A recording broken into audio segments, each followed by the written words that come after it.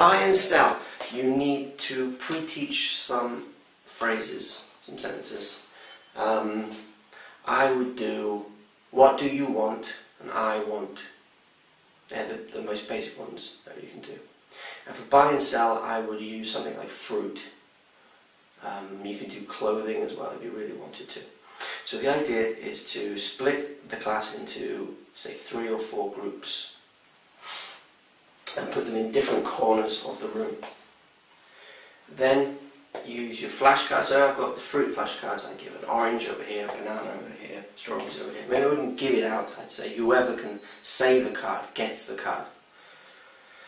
So you spread out the cards. Then I get fake money. You have to make some, I'm afraid. And that has to be even. So they've got 60, whatever your currency is of this fake money each.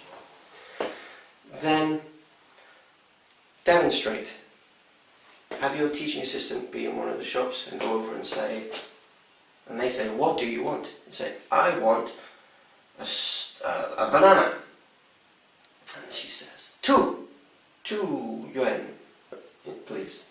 I'll buy that, I'll give her the money. I go to my corner and I beckon her up. And I say, what do you want? And she says, I want a banana. I say, 5 yuan, please. And the kids catch on very quickly that there's a bit of ripping off going on. So she'll buy it for 5 and go back. And then you go over one more time. She says, what do you want? You say, I want a banana. 10 yuan. 10? No. 7. No, 10. Oh, you are 10. So the students know that they have to rip each other off. They have to buy food and they have to sell it for a higher price. So before they set off, the rules are that one person needs to be in the shop at all times. So there are 3 people in the group, then 2 of them can go and buy from different shops, but 1 needs to stay. And the reason is that the thief sneaks in and takes what's there. So they need to be there. Secondly, if they speak, for example, if they speak Chinese, if they speak Japanese, then you take money off them.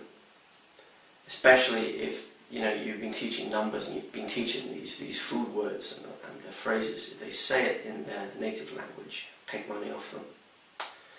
And it should be self-running after that.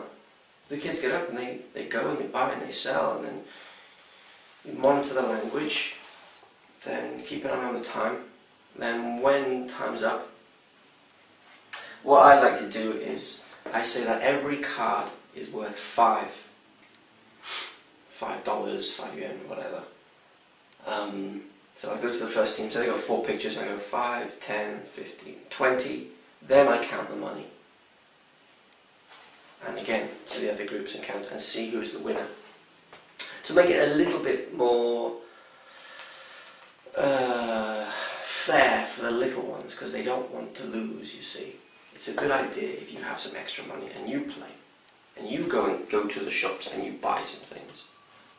And they'll say, like, you just sold a banana for $5, and then you go to them and they'll say 25, and just, okay, give them the money, so that they actually got some money. Then go back to your shop, which could be at the door, and sell it really, really cheaply. So make sure that every team actually makes a profit on their starting amount, and that should keep them happy. It's actually a good activity, and really lots of language is produced. And I've used this many times for like open door classes when parents are watching, and they get involved as well, because they don't like seeing their kid get ripped off.